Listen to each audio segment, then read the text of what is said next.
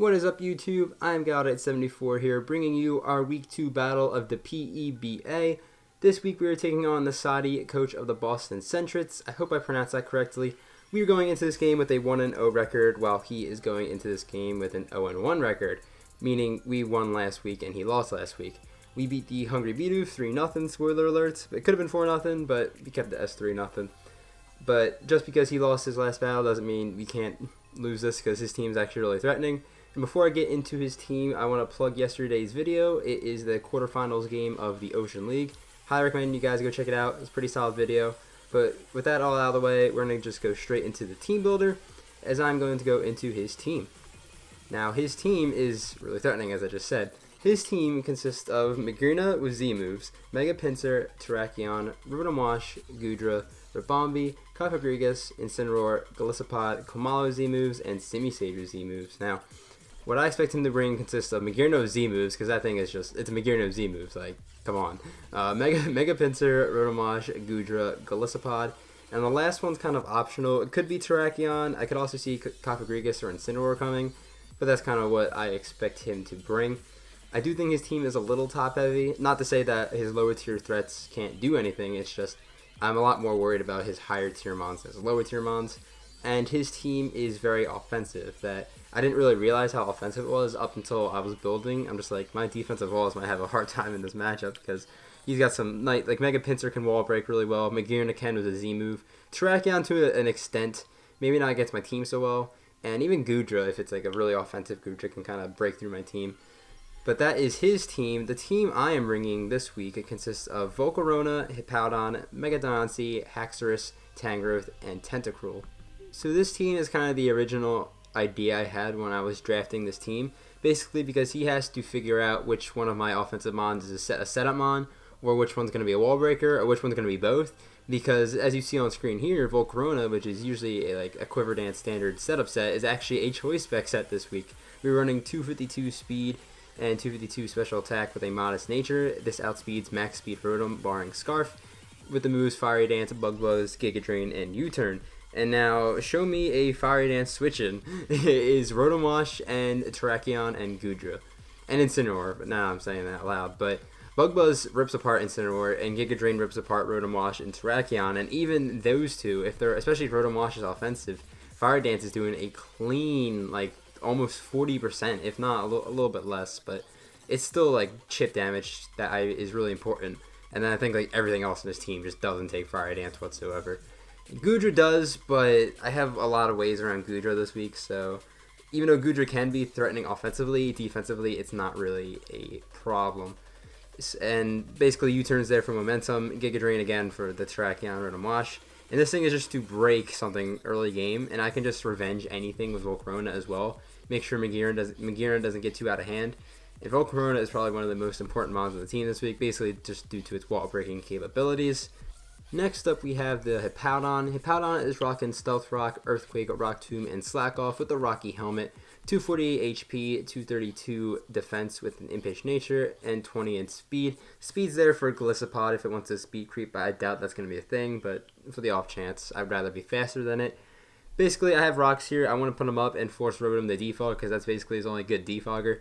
And this Hippowdon basically stops his physical sweepers from setting up and sweeping me, because it can take a hit from Terrakion and Mega Pinsir at +2. Earthquake OHKOs Terrakion after a little bit of chip, but if you use its close combat, which is the only thing it can remotely hit me hard with, it will lower its defense and it just OHKOs after that. Rock Tomb is there for the Mega Pinsir. It won't kill from full, but it'll do a lot of damage, and it'll lower its speed for, like, if I want to go offensive and have Haxorus come in, because quick attack, +2 quick attack does not kill Haxorus, but that's just if that scenario comes up, and just lowering its speed is pretty nice.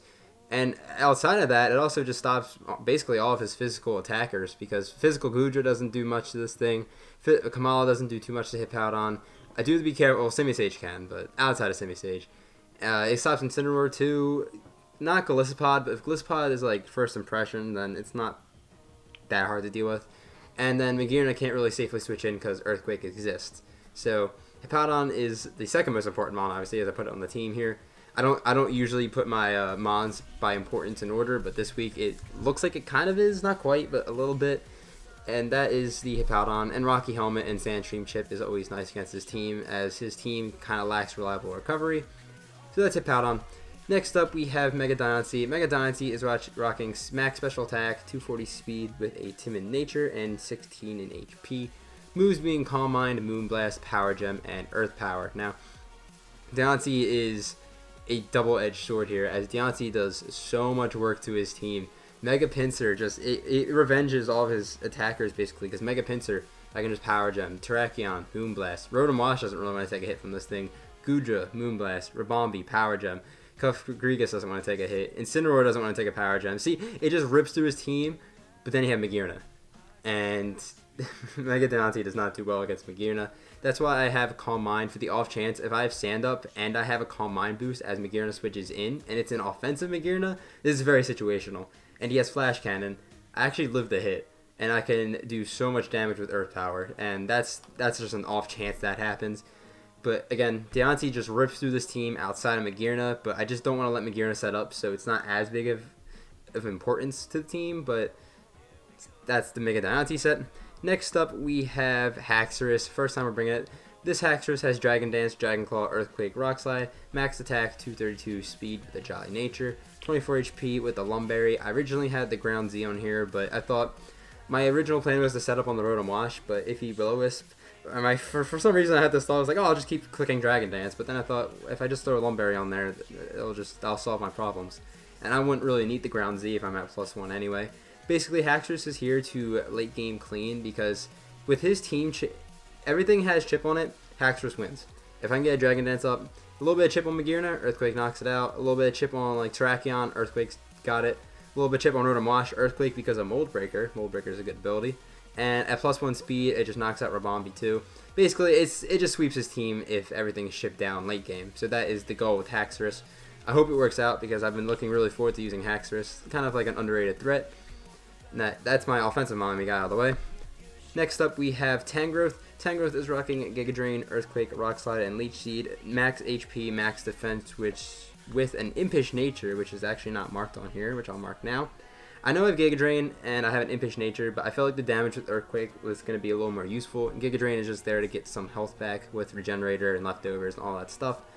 I have to be a little careful. I feel like I'm going to switch in this thing on like Rotom, and I'm just going to click Leech Seed every time, because passive damage on Rotom is always great, because again, reliable recovery doesn't really exist for that, unless it has Pain Split. That's a little annoying, but then I can just start Giga Draining, and it'll die eventually. Gudra can't do much to Gudra, but a physical Gudra can't do too much to me. This is here to also take pressure off of Hippowdon a bit, because Hippowdon's a little bit pressured if he brings all of his physical Mons. Tangrowth is another way to deal with Terrakion, Simisage, and Kamala, while also walling the Golisopod if it's like using water-type moves. So Tangrowth here, pretty important Mon for the team. Again, it's just going to leech sheet a lot of things, maybe just get some health back, try and stay alive as much as possible. And lastly, we have Tentacruel. Tentacruel is rocking Toxic Spike, Sludge Bomb, Scald, and Haze with a Black Sludge, 248 HP, 196 special defense with a Calm Nature, and 64 speed. This outspeeds a max speed Magearna. And even though I can't touch Magearna too much, I have Haze there, so it doesn't just set up on my face. Toxic Spikes is there because I want to, again, hazard stack his team a bit with Stealth Rocks and Toxic Spikes. Forcing Rotom to defog is just huge, because that allows Haxorus to come in and just set up all over it. And Sludge Bomb is there for Rabombi, because Rabombi, I don't see Rabombi coming, but for the off chance it does, Tentacruel just kind of walls it. Unless it has Psychic. I gotta be a little careful, but I don't think it's gonna have Psychic. And that's kind of it for the Tentacruel. Yeah, that's it for the Tentacruel, and that is actually the team we are bringing. Any other notes I have Volcarona. It basically just revenges everything, and the things that are faster than it cannot really switch into it. Like Mega Pinsir can't switch in on Volcarona and use Return or whatever. Tentacruel can wall Magearna. I have to be careful of Z T-Bolt, I believe it is. And that's it. That's all I have for the team builder. And without further ado, we're going to go to Pokemon Showdown, and we're going to watch the battle. Okay, we're here on Pokemon Showdown, and he did bring a lot of physical threats, so I have to be careful with Hippowdon. Deontay and Haxorus looks really good in the late game here, but I'm going to leave with Volcarona, as Volcarona is meant to just break, and it does really good, except against the Rotom Wash that he actually leads. That and the Terrakion, but he wasn't going to lead the Terrakion, so that kind of unfortunate. I do go for the U-turn here, expecting him not to be Scarfed, and he is not Scarfed because I outsped him, which is good. He misses a Hydro Pump, kind of sucks. I'm not sure how much it would have done, but I would have loved to hit regardless. He goes for Volt Switch out. He's faster, obviously, as I just did fire off a Leech Seed, as he is going to go into the Pinsir. And this is nice because chip damage on Pinsir is always great, and my Tangrowth can become a little more healthier. I could take a return if I wanted, because I know he's going to have to Mega Evolve, but I decided I'm just going to Hippowdon. Hippowdon can take the hit, whatever Pinsir's going to go for, as he is going to Mega Evolve and stay in. And he goes for the Swords Dance. I'm like, okay, he's going for an early, he's going to try and break something early, as he's going to get chipped down by Sand and Leech Seed. I do have the Rock Tomb on the set. I am going to go for it. He goes for a turn. It does 80%. That's a lot. I do have the Rocky Helmet. Gets him more chip. And I hit the Rock Tomb. And Mega Pinsir goes down. So turn 4, Mega Pinsir's down. One of the bigger threats on the team outside of Magearna. So I'm really happy about that. Here he sends in the Magearna. And I can't just let Magearna get a free boost with Soul Heart. So I'm going to have to switch out on the Tentacruel. And he just goes for Flash Cannon. So I'm like, alright, that's not bad at all. It only does like 12%. So it's actually, believe it or not, that's actually an offensive Magearna. So that's giving me a little more comfortable sign here. I'm going to go for Scald just to do some damage to Magearna, as I do catch the Rotom and I do burn it. Kind of unfortunate because it just makes it that Rotom gets chipped down a little bit faster. I'm expecting this thing to have a berry though, so getting that thing popped will be easy. Here I go to Tangrowth, and he does pull a nice prediction and go for the HP, which I'm assuming is Ice. Does a clean chunk of damage to my Tangrowth. Here I am going to go for the Leech Seed, because getting just a little bit more recovery is nice, and if he wants to bring in the Magearna, at least it'll chip down that a little more, or the Rabombi, and I'll still gain health in the process. His Rotom is again really worn down here. Here I am going to switch into Volcarona. He's not going to go for Hydro Pump, so I can tank any other hit, and then I can fire off a Fiery Dance. Unfortunately, I do get paralyzed, and that really sucks because I can't just fire off free Fiery Dances now because this thing's going to outspeed me. So I have to go back into Tangrowth. He goes with the Hydro Pump. It does 28%. But luckily, since he's at 18%, he'll just be enough for the Leech Seed plus Burn combo to kill him. So I did wear down that Rotom. He did not have a berry, so I'm not sure what item he did have. This allows him to get into Rabombi, though, and I go to Volcarona just to take the hit he wants to throw out, but he throws out the Sticky Web, and I was just like, oh no. Because I knew he had it, but I didn't think he was going to go for it. But I'm just going to go fire off a Fire Dance, and I get paralyzed, and that really, really sucks, because if this is not an AV Kamala, this thing takes over like 80%. If his max HP, it will do like 60%, and just damage on this would have been amazing, but unfortunately we get paralyzed. I had to sack my Hippowdon because I don't see much. I see my Hippowdon getting a chance to slack off on anything, so it's just there just for a sack as I use it. Here, I don't know if he's AV or not yet, so I'm going to go for the Earthquake, because Earthquake does more than Giga Drain if he is AV by a lot, so getting this thing worn down is going to be fine. And if he is AV, he's not going to have reliable recovery. If he's not AV, then he will have like a Wish possibly, as he is going to just keep firing off returns. I do go into Deontay, and I could just stay in here and kill it, but I want to preserve Deontay's clear body as much as I possibly can, so I'm going to switch out into the Volcarona, and he is going to actually throw up a Wish this turn. So that tells me right there he is not AV, and that Fiery Dance would have did so much damage earlier, so that really sucks. Now I have to sack off this Volcarona too. That does a lot. Hoping I get a Flame Body, but I do not, so that kind of sucks. And now he's going to get the Wish back, and Sandstorm's Dawn. So now my only option at this point is to actually have Diancie just come in and click Moonblast, because if I let Tangrowth get too low, then Terrakion becomes a problem. So I'm just going to fire off a Moonblast. It does a lot of damage, but unfortunately it doesn't kill. And this Kamala is going to go for the Wood Hammer and knock out my Diancie. So this Kamala put in the finest work against my team. Luckily, the recoil is able to take it out, and now I can just go into Tangrowth, because whatever he wants to bring in, I can switch out if it's the Rabombi like it is. And I can get regen health back. I go into Haxorus because Haxorus is looking absolutely pointless solely because the Sticky Web's up. And my Tentacool does not have Rapid Spin. So I'm just going to use Haxorus as a sack. I didn't want to sack it to the Magearna, so this works out better as I can get a free switch in the Tentacool. And at this point I'm thinking, okay, he's got Quiver Dance, Moonblast, and Sticky Web. What are the chances he has Psychic? He goes for another Quiver Dance. I'm just like, oh no. I'm going to go pop off a Sludge Bomb here as to see how much it does. And he has the Kebia Berry. And that does nothing. So that kind of sucks. Luckily, I do have the Haze. And I am going to go for it this turn so this Rabombi doesn't become too big of a problem. But he does switch out. And I'm just going to get rid of that speed drop I have on me now, so I can just Haze up on this Magearna. And I'm thinking this Magearna definitely is going to end up beating me most likely. I'm going to go for Scald. It does a decent amount of damage. And I see the Z move. And it's Bloom Doom. And guys, I had a whole heart attack. I was thinking it's going to be Z Thunderbolt. I'm just going to get blown away. Luckily, it's just Z Bloom Doom. It does a decent chunk, but it's not nearly enough to cement him anything.